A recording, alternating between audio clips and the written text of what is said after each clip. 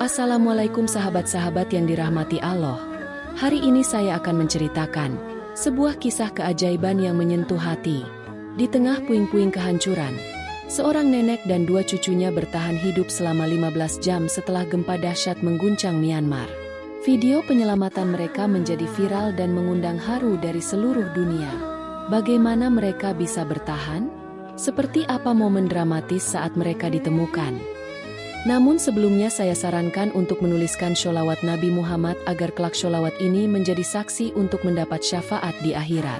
Like dan subscribe ke channel ini sangat membantu menyebarkan dakwah Islam dan menjadi amal jariah.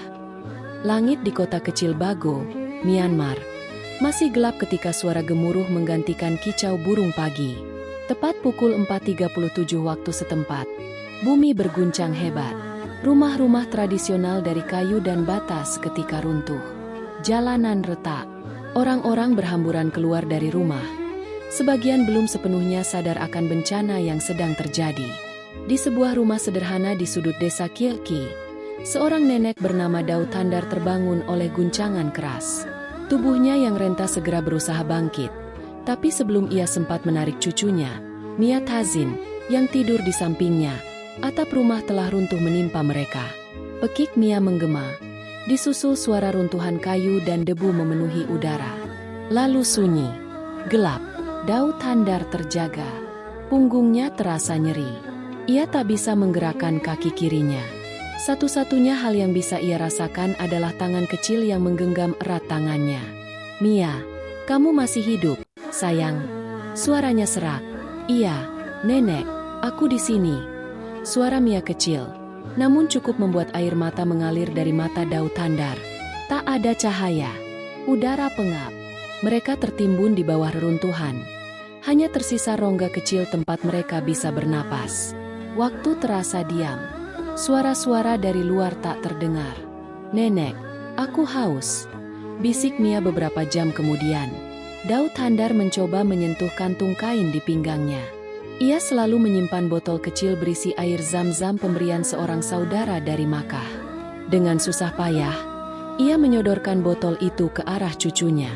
"Minumlah sedikit, sayang, kita harus bertahan." Berita tentang gempa dahsyat dengan magnitudo 7,1 mengguncang Myanmar cepat menyebar. Tim SAR lokal bekerja keras, namun peralatan mereka terbatas. Banyak relawan dari negara tetangga mulai berdatangan.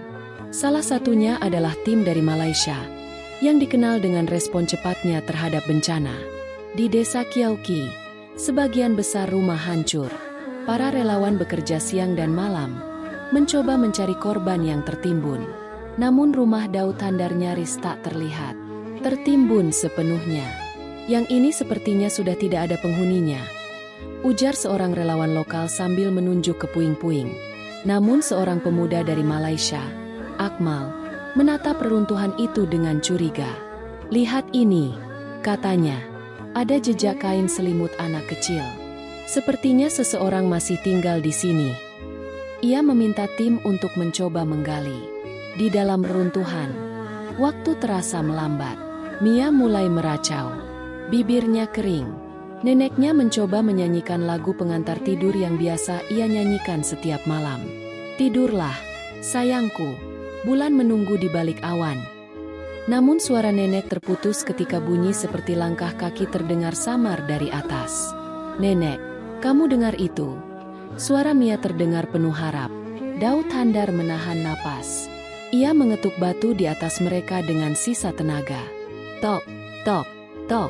3 kali. Diam. Kemudian, suara balasan. Tok, tok. Akmal langsung berteriak.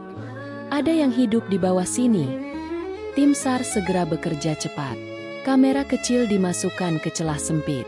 Di layar, tampak 2 wajah berdebu. Seorang nenek dan anak kecil. Mata mereka berkaca-kaca. Wajah mereka penuh debu dan luka. Tapi mereka hidup. Rekaman itu secara tak sengaja terhubung ke jaringan media yang ikut meliput operasi penyelamatan. Seorang wartawan membagikannya ke media sosial. Dalam hitungan jam, video itu viral. 2 korban hidup, terjebak 15 jam. Seorang nenek dan cucu, Judul video itu memenuhi layar gawai banyak orang. Netizen dari seluruh dunia menangis melihat wajah Mia yang memeluk tangan neneknya dengan gemetar. "Tolong kami," bisik Mia ke arah kamera. Suaranya terekam jelas dan menyayat hati. Waktu adalah musuh. Struktur bangunan rapuh. Satu gerakan salah bisa membuat reruntuhan runtuh sepenuhnya.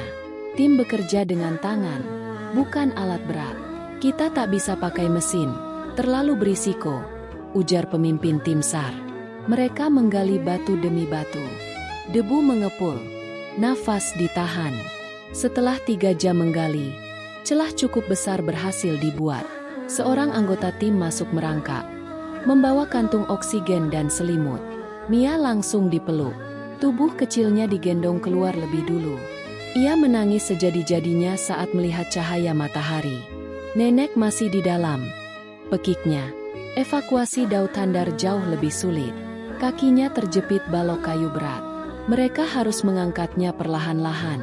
Tepat di jam ke-15 sejak gempa terjadi, tubuh renta itu berhasil ditarik keluar. Ia sempat pingsan, tapi dokter memastikan jantungnya masih berdetak. Tangannya tak pernah lepas dari genggaman Mia. Tangisan meledak. Para relawan bersujud. Seorang jurnalis menangis sambil memeluk kameranya. Video mereka berpelukan menjadi simbol harapan dari reruntuhan. Di rumah sakit darurat, Mia dirawat di ruangan anak-anak. Ia dehidrasi, namun segera pulih. Daud Thandar harus menjalani operasi ringan pada kakinya. Tapi ia sadar, ia hidup. Mereka selamat. Saat wartawan menemuinya, ia hanya berkata pelan, "Allah belum selesai dengan kami." Video penyelamatan mereka ditonton jutaan kali. Warga dunia mengirim bantuan. Ada yang mengirim makanan, ada yang menawarkan tempat tinggal sementara. Salah satu platform donasi menggalang dana untuk membangun kembali rumah mereka. Dalam 24 jam, terkumpul lebih dari $100.000. Namun yang tak diketahui orang adalah kisah di balik video viral itu. Nenek Daud Thandar dulunya guru madrasah kecil. Ia membesarkan cucunya sendirian setelah ayah Mia meninggal karena konflik bersenjata dan ibunya pergi bekerja di perbatasan Thailand. Hidup mereka sederhana, tapi penuh cinta.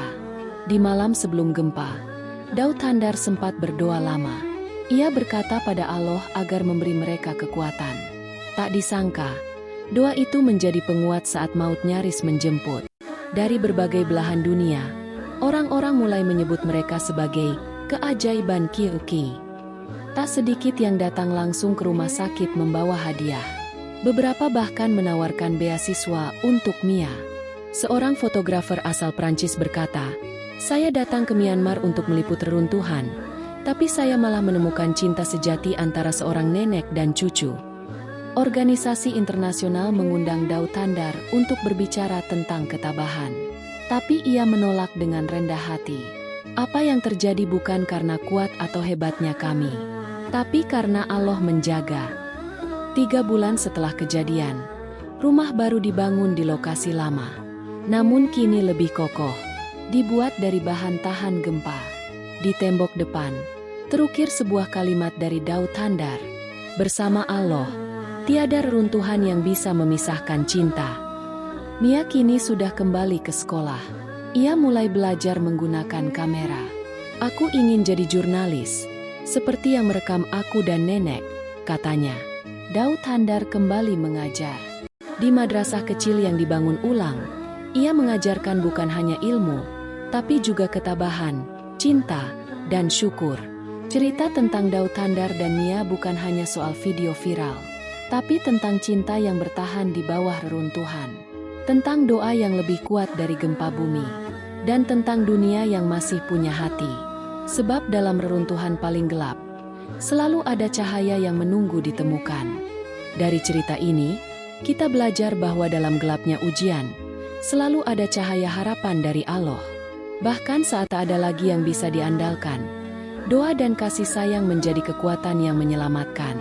Cinta antara seorang nenek dan cucunya menjadi simbol bahwa keajaiban sering lahir dari hati yang saling menyayangi dan tawakal pada Allah. Sebagaimana firman Allah dalam Al-Quran, "Barang siapa bertakwa kepada Allah, niscaya Dia akan mengadakan baginya jalan keluar dan memberinya rezeki dari arah yang tiada disangka-sangkanya. Surah At-Talaq ayat 23. Cerita ini adalah nyata, disusun dengan gaya nyata agar bisa menyentuh hati dan diambil hikmahnya. Meski tokohnya rekaan, nilai kemanusiaan, kesabaran, dan harapan di dalamnya sangat relevan dengan kehidupan kita sehari-hari.